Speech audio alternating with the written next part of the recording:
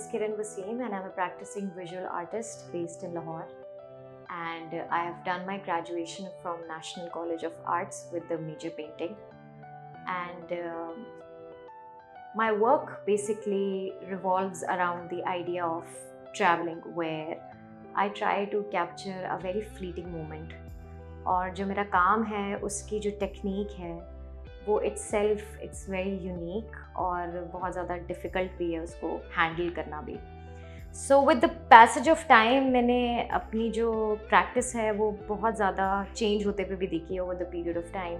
बहुत सारे एक्सपेरिमेंट्स भी किए और फाइनली जो एलुमिनियम शीट है, मेरे काम की जो एक स्पेशलिटी है कि मैं एलुमिनियम शीट पे काम करती हूँ. और इस मीडियम को एक्सप्लोर करना मेरे लिए बहुत ज़्यादा डिफ़िकल्ट भी था बिकॉज़ इसको हैंडल करना बहुत मुश्किल भी है. बट मैंने काफ़ी सालों में, जब से मैं इस पे काम कर रही हूँ, काफ़ी ज़्यादा इसकी मटेरियलिटी की मुझे समझ आनी शुरू हुई है. तो ये मीडियम की जो स्पेशलिटी वो ये है कि it is basically a reflective medium और इस पे जो पेंट है वो ठहरता नहीं है. तो इसकी जो टेक्निक है मेरे लिए हमेशा से बहुत ज़्यादा यूनिक रही है और over the period of time मैंने इस पे बहुत ज़्यादा एक्सपेरिमेंट्स भी किए. और मैं अपना जब पुराना काम देखती हूँ तो मुझे लगता है कि वो आज के काम से बहुत ज़्यादा अब डिफरेंट हो चुका हुआ है. एंड आई थिंक कि आपका काम, जब तक आप एक चीज़ में इतने साल लगा देते हैं तो you get a very you get the sense of confidence कि आपने इसको हैंडल कैसे करना है. और मैंने बहुत सारे एक्सपेरिमेंट्स भी किए और मैंने एक चीज़ इसमें ऐड की, दैट इज़ अल्कोहल इंक्स और ग्लास पेंट्स का मैं यूज़ करके इसमें मैंने एक एडिशन की है अपने काम में. ऑब्वियसली बहुत सारे एक्सपेरिमेंट्स करने के बाद जो चीज़ मुझे इसमें और ज़्यादा आई थिंक बेहतर लगती है वो ये है, क्योंकि वो मीडियम भी रिफ्लेक्टिव है और शीट भी रिफ्लेक्टिव है. अगर मैं यही चीज़ कैनवस पे करूँगी तो obviously it is going to be different. तो इसकी जो ट्रांसफ्लुएंसी है, इस फ्लूइडिटी है जो इस मीडियम की, it has always fascinated me. और जो मेरा काम है वो उसमें एक बहुत ही हॉन्टिंग सी साइलेंस भी आपको नज़र आती है. और जो मेरा काम बहुत अरसे से फॉलो कर रहे हैं, हेज़ी नाइटस्केप्स हैं बेसिकली मेरा काम उस पे है. जो सारे रेफरेंसेस हैं वो लाहौर से ही हैं क्योंकि मेरी ट्रैवलिंग बहुत ज़्यादा होती है और रात की ट्रैवलिंग मेरे लिए हमेशा से बहुत ज़्यादा फैसिनेटिंग रही है, बहुत पोएटिक भी रही है. बट मेरे काम में मैं उसको एज अ मेटाफर यूज़ करती हूँ, जस्ट लाइक मेमोरीज़. और क्योंकि वो हेज़ी है, मैं ट्रैवलिंग करते करते उन रेफरेंसेस के इमेजेस लेती हूँ जो बहुत ब्लरी भी होते हैं. और जिस तरह मैंने शुरू में बात की कि बहुत ही फ्लीटिंग मोमेंट पे मैं बेसिकली मेरा काम है. इस मटेरियल की जो फ्लूइडिटी है वो उससे मेरे काम को और भी ज़्यादा एक सपोर्ट मिलती है, क्योंकि मैं ऑलरेडी हेज़ी नाइटस्केप्स पे बात कर रही हूँ, लाइक अ फसाड जो कि आता भी है और नहीं भी नज़र आता. Just like memories, they come and go and stay in your head just like impressions. सो मैं ट्रैवलिंग को एज अ मेटाफर इस तरह से यूज़ करती हूँ अपने काम में. और एक रोमांस नज़र आता है आपको, the haunting silence in it. So through out मेरी जो प्रैक्टिस है वो वक्त के साथ साथ खुद ही इवॉल्व होती रही. और जब मेरे काम पे लोग आर्टिकल्स लिखते हैं तो वो एक अपना ही फ्रेश पर्सपेक्टिव देते हैं मेरे काम के बारे में, तो वो पढ़ के काफ़ी मैं इन्जॉय भी करती हूँ. और मुझे इससे लगता है कि हर क्रिटिक की अपनी ही एक परसेप्शन होती है, अपना एक पर्सपेक्टिव होता है मेरे काम पे. ऑल्दो वक्त के साथ साथ विद टाइम मेरा काम काफ़ी इवॉल्व हुआ है.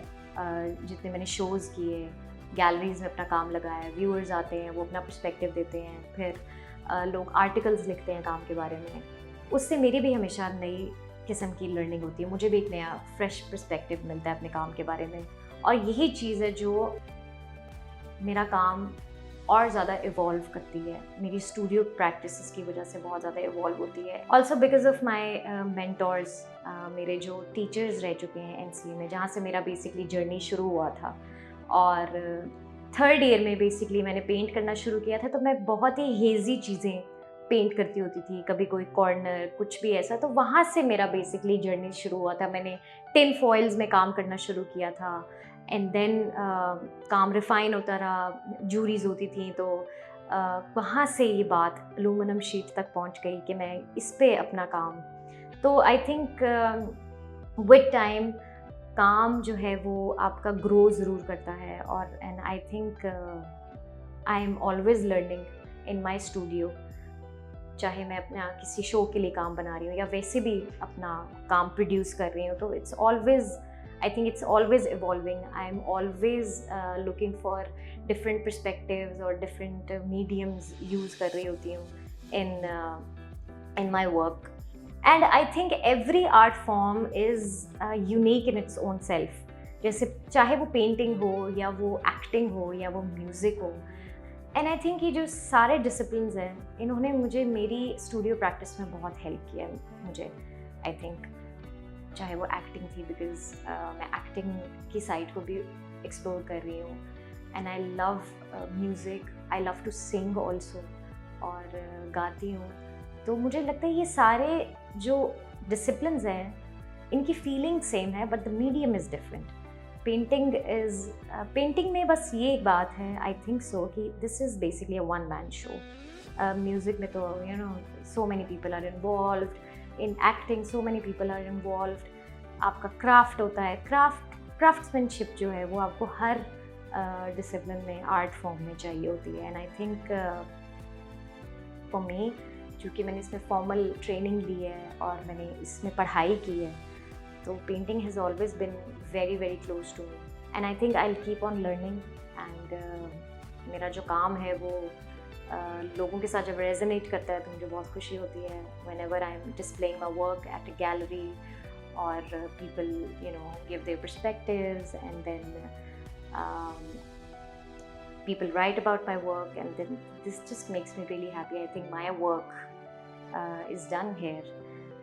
जब ये व्यूअर के पास चला जाता है काम, obviously when it is in your studio, this is very personal and it is yours, but the minute it is in the gallery, it is displayed in the gallery, it is altogether different. I mean, the experience is different.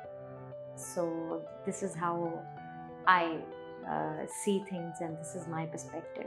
Basically, music has played an important role in my studio practice. मुझे ऐसा लगता है जो मेरे काम की जो fluidity है, जिस तरह मैं पिगमेंट यूज़ करती हूँ और जिस तरह का मैं काम करती हूँ, मेरे हिसाब से मुझे वो बहुत पोइटिक लगता है।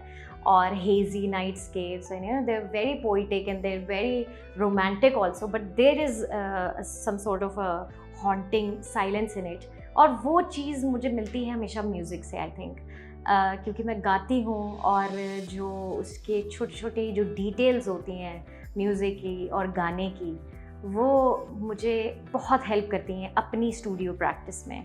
और जो मेरा काम है वो मुझे हमेशा ऐसे लगता है कि वो ज़्यादा म्यूज़िक से ही इंस्पायर्ड है, क्योंकि उसमें एक फ़्लो है, क्योंकि उसमें जो फ़्लो है मेरे काम में वो मुझे म्यूज़िक से ही मिलता है। बुक्स पढ़ने का मुझे कोई शौक़ नहीं है। ये बड़ी वैसे अजीब बात है, मुझे शायद लोग इस बात पे जज भी करते होंगे, but I have always I am a movie freak. मतलब मैं मूवीज़ देखती हूँ, मैं सीजन्स देखती हूँ। जिस तरह मैं विजुअल के साथ कनेक्ट करती हूँ उस तरह मैं शायद किताबों के साथ कनेक्ट नहीं करती। मेरा स्टेमिना ही नहीं है, या मेरा इतना पेशेंस लेवल ही नहीं है। पता नहीं लोग कैसे बुक्स पढ़ लेते हैं इतनी ज़्यादा। और बड़ी बात है यार बुक्स, पर मैं किसी को ये नहीं कह रही, बुक्स पढ़नी चाहिए, आई एम श्योर, लेकिन मैं I like visual medium more than a text. Dialogues मुझे ऐसा याद ही नहीं है, अपने ड्रामे के डायलॉग्स ही नहीं याद है, बट ये है कि काफ़ी अच्छा एक्सपीरियंस था वैसे उस ड्रामे में काम करने का भी, और एक्टिंग भी। मुझे ऐसा लगता है कि एक चीज़ जो कंसिस्टेंट है ना, वो ये होती है कि हर जो आर्ट या कोई क्राफ्ट जिसमें यूज़ होता है ना, जिसमें मजदूरी है ना, उससे मैं बस बहुत फैसिनेट होती हूँ।